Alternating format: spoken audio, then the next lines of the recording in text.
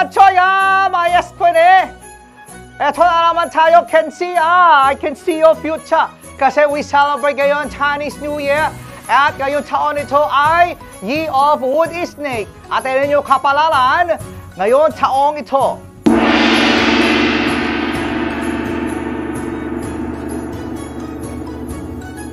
Year of Ox. Lucky color mo ay M. Pero huwag kang mag-maroon. Magsuot kang blue. Year of Tiger. Magiging jowa mo, pangalan Angel. Pero di mo. Year of Rabbit. Congratulations kasi ikaw ay makaka-travel ng South Korea. Pero ikaw ay maliligaw. Mapupunta ka North Korea.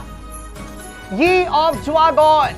Ikaw ay sasakay sa jeep at ikaw ay pagtitinginan lahat pasahero. Kasi sinakyan mo, family use. Year of Snake. Ninipis wallet mo, pero kakapal mukha mo. Year of Horse. Huwag kung saan-saan mag-CR. Kasi ikaw makakatsyempo, toilet hindi na papasok. Year of Monkey. Sa wakas sasabihin sa'yo ng jowa mo, I choose you. Yes, Pokemon. Year of Rooster. Ikaw ay mahihirapan kasi wala ka tulog, wala ka pagkain, pero lalo ka mahihirapan kasi wala kayo. Year of Pig. Magkakaroon himala pagpasok mo sa simbahan. Mawawala bag mo. Year of Rat. Babae ka pero may magsasabi sa'yo, kamukha mo tatay mo. Year of the Sheep.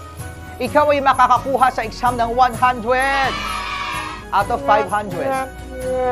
Year of Dog. Ikaw ay iinom ng sobrang lamig. Pero hindi ka mabe-brain free kasi wala ka brain.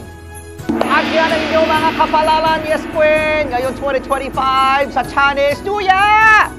Year of Wood Snake. Kung Fatchoya!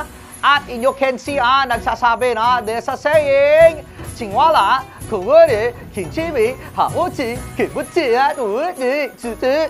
In Tagalog, ang iba, maganda sa malayo. Ang iba, malayong gumanda. Ah! Woo! Wah! Wah! Wadak!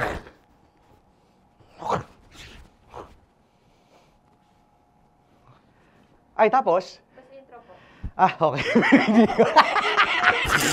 Biglang iniingal.